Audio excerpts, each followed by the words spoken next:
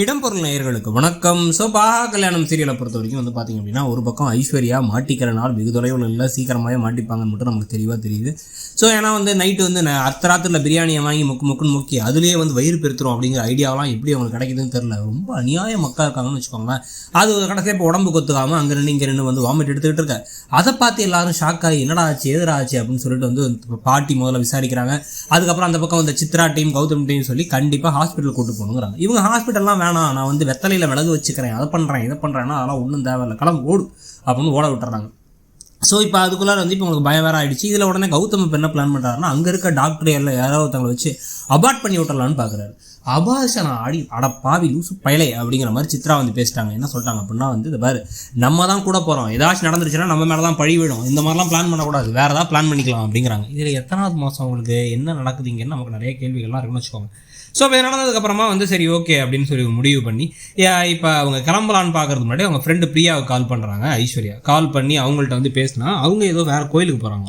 நீ கொஞ்சம் இன்றைக்கி ஒரு நாள் மட்டும் வா அப்படின்னா என்னால் வர முடியாது அப்படின்னா, நான் காசு வேணா தரேன், ஏதாச்சும் ஒரு டாக்டர்கிட்ட சொல்லி பொய் சொல்ல சொல்லு, எனக்கு குழந்தை நல்லா இருக்குன்னு சொல்ல சொல்லு அப்படின்னா, இந்த பாரு என்கிட்ட பேசுகிறோமோ மற்றவங்கள்ட்ட பேசாத, பணத்திமுறை என்கிட்ட காமிக்காத, வைஃபோனா அப்படின்னா அவங்க கோவமாக வச்சிடறாங்க.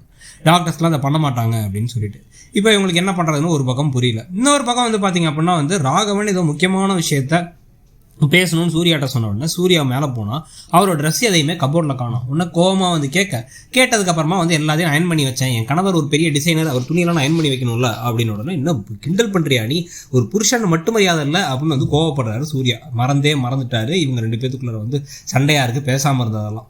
உடனே காண்டவனி ரொம்ப தேங்க்ஸ் கடவுளே, நீ எனக்கு ஹெல்ப் பண்ணிட்ட அப்படின்னு உடனே துள்ளி குதிச்சுட்டு இருக்காங்க. மகா என் கணவர் பேசிட்டாரு, அவர் வாயிலே புருஷன்னு சொல்லிட்டாரு அப்படின்னா யாரும் உங்கள்கிட்ட இனி பேச மாட்டாங்க பாரு அப்படின்னு அவங்க சொல்ல, எல்லாத்தையும் பேச வைக்கிறேன் பாருங்க அப்படின்னு இவங்க சொல்ல, அதுலேயே ஒரே கூத்தா ஓடிக்கிட்டு இருக்கு.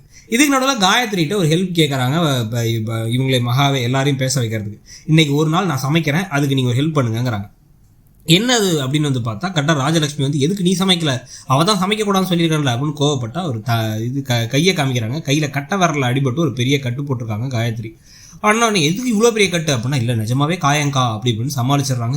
அப்படின்னு எரிச்சலோட போகிறாங்க ராஜலட்சுமி வேறு. இது நடந்ததுக்கு பிறகு தான் பார்த்தீங்க அப்படின்னா இன்னமும் அடுத்த கூத்தா எல்லாரும் சாப்பிட உட்காரும்பொழுது எது என்ன டிஷ்ஷுன்னு சொல்லிட்டு மேலேயே ஒரு குட்டி ஃப்ளாக்ல எழுதி ஒட்டியிருக்காங்க மகா. உடனே ஏமா பேச மாட்டியா அப்படின்னா இப்போ பானுமதி கோவப்பட்டாங்க. பாட்டி கோவப்பட்டு என்ன சொல்கிறாங்க, எல்லாத்துக்கும் காரணம் அவன் பொண்டாட்டி தான் அப்படிங்க. என்ன விஷயம்னு கேட்டால், நான் சொல்கிறத கேளுங்க, எல்லாரும் அமைதியாக இருங்க, பேசக்கூடாதுன்னு ரூல் போட்டிருக்காங்க, நாங்கள் பெரியவங்க இருக்கும் பொழுது, அதனால தான் எல்லாரும் பேசாமல் இருக்காங்க அப்படின்னு உடனே ராஜலட்சுமி உடனே முகமே மாறிடுது.